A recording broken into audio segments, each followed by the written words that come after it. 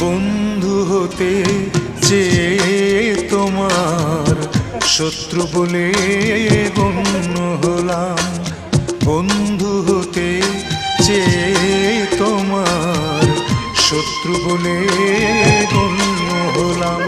তবু একটা কিছু হয়েছি যে তাতেই আমি ধন্য হলাম।